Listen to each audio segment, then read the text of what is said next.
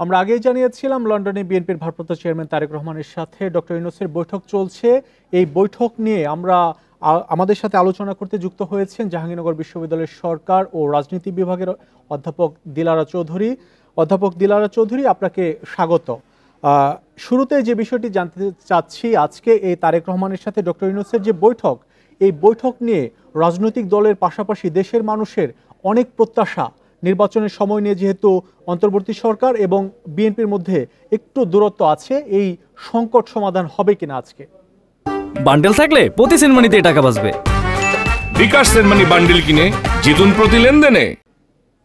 ধন্যবাদ। এবং আপনি ঠিকই বলেছেন, রাজনৈতিক দল শুধু নয়, আমাদের দেশের লোকজন সবাই আশা করছে যে যেহেতু এই বৈঠকটা একদম সর্বোচ্চ পর্যায়ে হচ্ছে, মানে একেবারে সামিট লেভেলে, এখানে বিএনপির মতো বৃহৎ রাজনৈতিক দলের সঙ্গে অন্তর্বর্তী সরকারের সঙ্গে যে দূরত্ব সৃষ্টি হয়েছিল কয়েকটা ইস্যুতে, ওসব ব্যাপারে আলাপ আলোচনা করে একটা সমঝোতার ভিত্তিতে কিছু একটা ফলাফল আমরা আশা করছি আর কি, যাতে রাজনীতিতে যে একটা অনিশ্চয়তা দেখা দিয়েছে এবং একটা গুমট পরিবেশ তৈরি হয়েছে, সেটা কেটে যাবে বলে আশা করা হচ্ছে আর কি।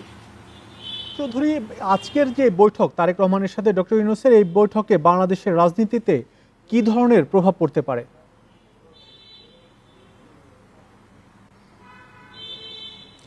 প্রথম কথা, প্রভাব পড়তে পারে যে আপনার যে নির্বাচন নিয়ে যে আপনার একটা একটা মানে মুখোমুখি অবস্থান, যে বিএনপি বলছে ডিসেম্বরে এবং প্রফেসর ইউনূস অন্তর্বর্তী সরকারের যিনি আপনার প্রধান উপদেষ্টা, উনি ওনার থেকে সরে এসছেন, উনি বলেছেন এপ্রিলে। এটাই আমার মনে হয় একটা প্রাধান্য পাবে। তবে একটা জিনিস হলো কি, এই জিনিসটা রিজলভ করতে হলে প্রফেসর ইউনূসের যে পয়েন্টটা, যে উনি একটা ভালো নির্বাচন দেবেন এবং সেই নির্বাচন করার জন্য সংস্কারের প্রয়োজন আছে, সেই সংস্কারগুলি এবং আপনার বিচার, যে দুটা আপনার জুলাই অভ্যুত্থানের যে ফসল, সেই ফসলটা ঘরে তোলার জন্য প্রয়োজন, সেই জন্য উনি আপনার জুন থেকে সরে এসে এপ্রিলে এটা দিয়েছেন। এই দুটা জিনিসও আমার মনে হয় আলাপ হবে।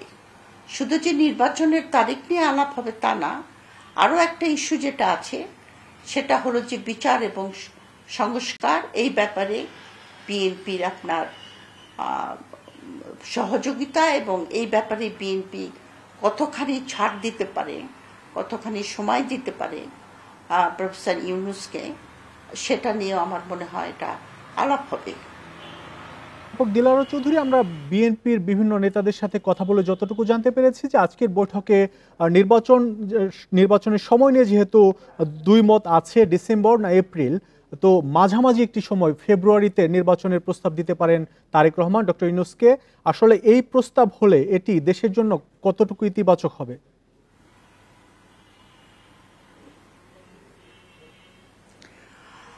এখন ওই যে যেটা আপনার এপ্রিল মাসে দিয়েছেন প্রস্তাব প্রফেসর ইউনূস, সেটাই মহাসচিব মির্জা ফখরুল ইসলাম কতগুলি যুক্তি দেখিয়েছেন, যে আপনার রোজা থাকবে, সে সময় ক্যাম্পেইন করা যাবে না, এটা ব্যয়বহুল হবে।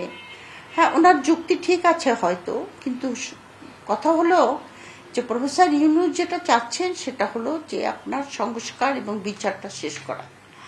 এখন এপ্রিল মাসে দিলে যে যুক্তিগুলি দেখিয়েছেন মহাসচিব, সেগুলি হয়তো গ্রহণযোগ্য, কিন্তু কথা হলো যে আমরা কিন্তু বাংলাদেশে একটা অস্বাভাবিক অবস্থার মধ্যে আছি।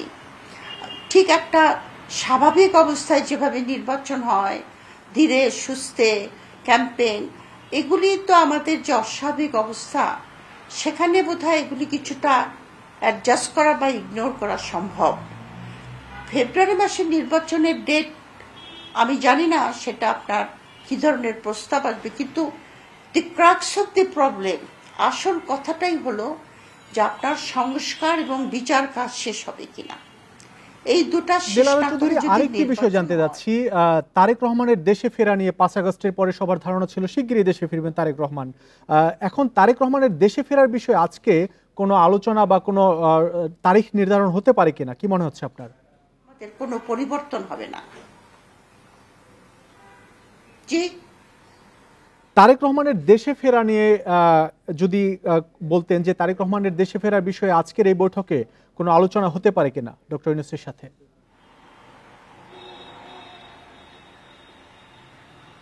সরি, আমি ঠিক বুঝতে পারলাম না। তারেক রহমান দীর্ঘদিন যাবৎ লন্ডনে অবস্থান করছেন। 5 আগস্টের পরে অনেকের ধারণা ছিল শিগগিরই তারেক রহমান দেশে ফিরছেন। তো এখন পর্যন্ত যেহেতু ফেরেননি, আজকে ডক্টর ইউনূস তার সাথে বৈঠক করছেন। এই বৈঠকে তারেক রহমানের দেশে ফেরার বিষয়ে কোনো দিক নির্দেশনা আসতে পারে কিনা?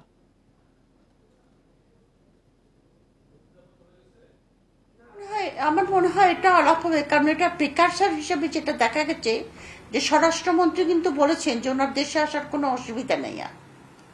তো এটা একটা সিগন্যাল যে এখন দেশে আসলে তার কোনো অসুবিধা নাই। তো এটা আলোচনা হতে পারে, এবং তারেক রহমান যদি দেশে ফিরে আসেন তাহলে আমার মনে হয় উনি যখন একদম গ্রাউন্ড রিয়েলিটিজের সঙ্গে থাকবেন, তখন আপনার সরকারের সঙ্গে সহযোগিতা, সমঝোতা এসব ব্যাপারে অনেক সহজ হয়ে যাবে আর কি। দিলারা চৌধুরী, আমাদের সাথে যুক্ত হওয়ার জন্য আপনাকে অনেক ধন্যবাদ। লন্ডনে বৈঠক চলছে বিএনপির ভারপ্রাপ্ত চেয়ারম্যানের সাথে ডক্টর ইউনূসের। সেই বৈঠক নিয়ে আলোচনা করতে আমাদের সাথে যুক্ত ছিলেন রাজনৈতিক বিশ্লেষক অধ্যাপক দিলারা চৌধুরী।